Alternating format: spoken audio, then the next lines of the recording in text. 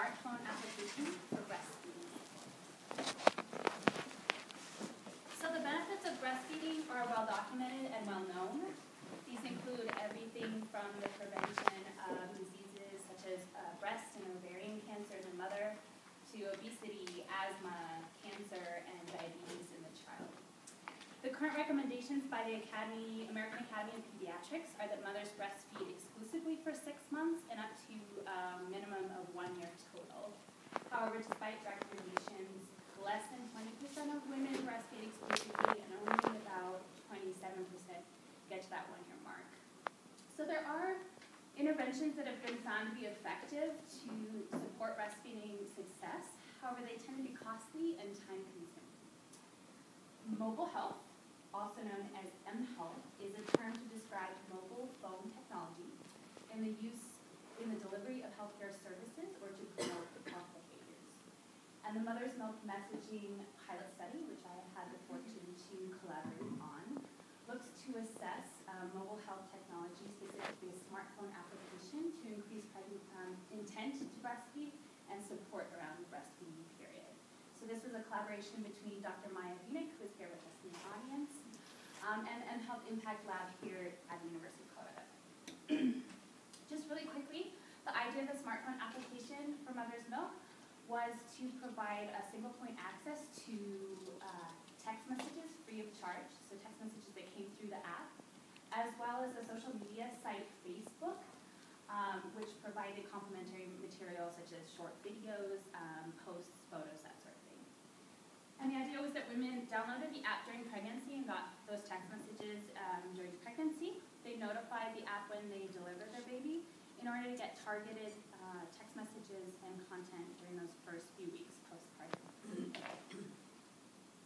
So the objective of my analysis is to evaluate the acceptability and feasibility of the Mother's Milk Messaging app for breastfeeding support, specifically among first-time mothers. To do this, we recruited a sample of women from a perinatal registry here at the University of Colorado Hospital. The women were first-time pregnant mothers or had a child under the age of 1. And we developed an online platform to host 2 online discussion groups, so quasi-focus groups. The first group, online discussion group, looked at the acceptability of the concept. Do women even want to get text messages and look at Facebook for breastfeeding support? You know, what were their reactions? The second group looked at the feasibility. So was the app easy to use? Did they like the features in the app? Were there any technical difficulties? So here you can see a screenshot of the online discussion board and the women's responses to our questions. So we used Atlas TI to code women's responses, and we had 2 independent coders and result disagreement where it arose. So our results from the first focus group, the first online discussion, we asked women, would you read the text message about breastfeeding?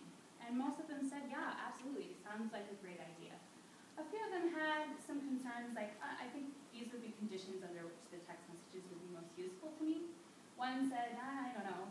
And another said, no way, she didn't have cell phone reception at her house, and she felt like the text could be intrusive. However, when we asked about participants' evaluation of the idea of using Facebook, it was overwhelmingly positive.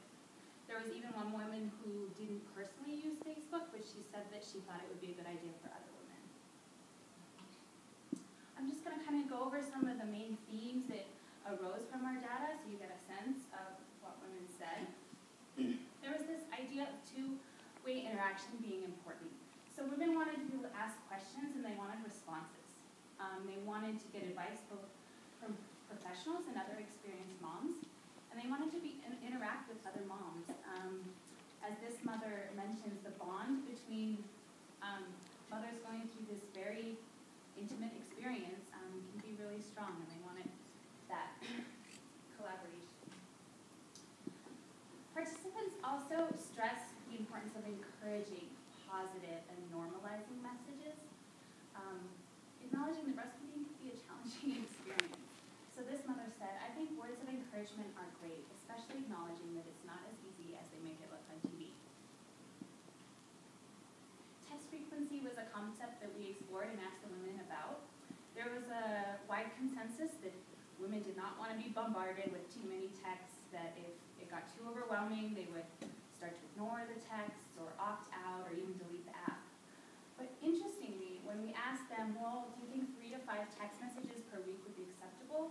All but one in our sample of 14 said, yeah, absolutely. In fact, some participants said that up to one a day would be great. So we learned that what too many text messages is easily, or is interpreted differently and has different meaning for different people, and would be something that would be necessary to explore in other text messaging programs. I wanted to highlight this quote because it really demonstrates the advantages of the mobile phone modality, and women in our sample acknowledge this and how the technology might be useful in their lives. This woman said, most women don't seem like they have time to go on an app and look for advice, but if it comes through as a text or push notification, they may take a few seconds to read it and see if there's some advice they can use. Now, it's always important to acknowledge opposing views, even when they're a minority in your sample. Our sample might have, by chance, underrepresented these opinions, or women in our sample might not have voiced them for whatever reason. So this mother spoke from a place of having had challenges personally from her breastfeeding experience, and she said the example stated could be perceived as simplistic or condescending for a mother struggling with breastfeeding. I'm going to kind of go over some of the more logistical or concrete suggestions that we garnered from our data. So again, they're from the concept testing, that first online discussion. Women also told us that they didn't want Facebook to be just a general page. They wanted it to be a private group. One woman said, I don't want my comments about breastfeeding, coming up on my general news feed for my family and friends to read. And they also discussed how important of active admins were to make it a safe place to voice their opinion on the Facebook page. Women didn't like shorthand text, interestingly, like using you are instead of why you are. They wanted the text to sound professional and reflect the credibility of their source. And then finally, they wanted reminders when to tell the app that they had delivered their baby.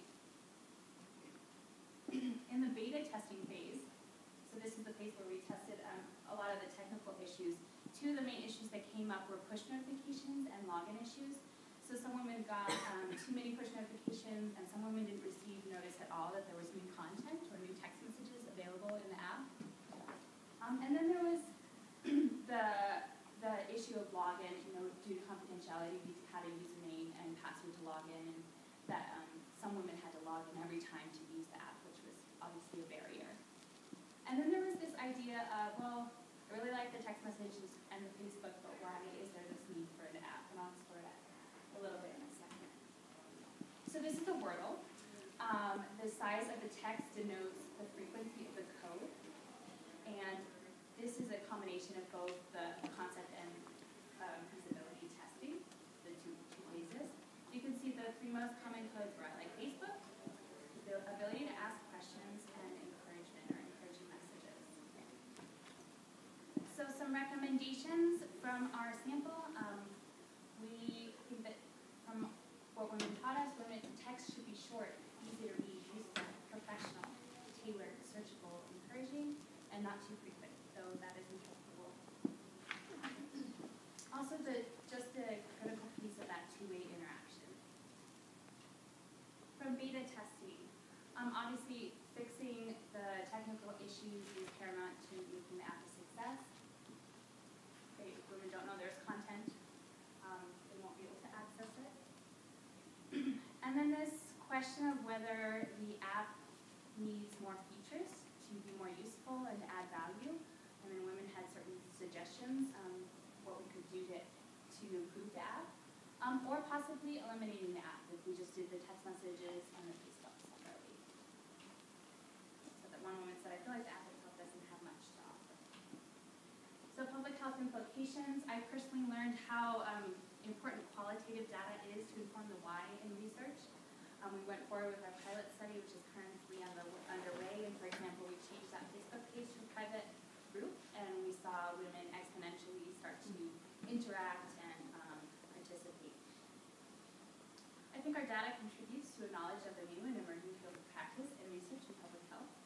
And the next steps would be obviously to test it among groups with the largest health disparities in breastfeeding. Because our limitations is that our sample is a convenient sample from a specific university hospital.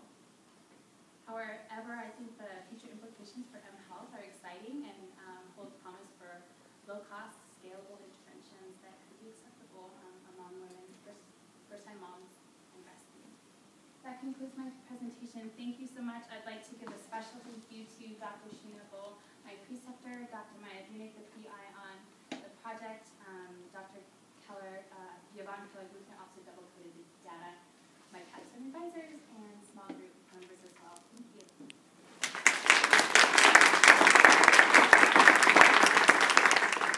We have a few minutes for questions. Yeah.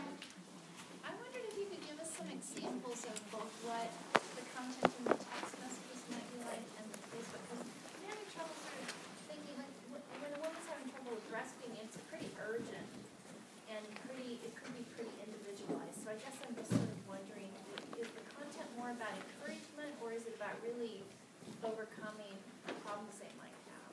It's a mix of both. So we start during pregnancy, and the first messages are meant to target the attitudes and outcome expectations. So it's based in the theory of planned behavior to really have them thinking about breastfeeding, getting the knowledge of what the benefits are and that sort of thing. And then when they notify the app that they've delivered, there are very specific targeted messages for skill-based messages, encouragement, where to get help, when to get help, resources, so messages that encourage them that way. So it's definitely a mix of both. And depending on the stage of where they are, whether pregnancy, postpartum, we definitely tailor those messages accordingly. Does that answer your question? Yeah, I guess I'm just trying to think of, like, in the however many characters you have in a text message, how much can you say about skill building, like, right? And that's where Facebook came in. So we would give a short message like, be sure to calm your baby before you try to start breastfeeding. You can introduce your pinky finger so that the baby can suck on it. See Facebook for more. And then we'd have a more elaborated discussion on Facebook. There would be videos, posts, that sort of thing. So yeah, no, that's a good point. Thanks. Any other questions? No? Thank you.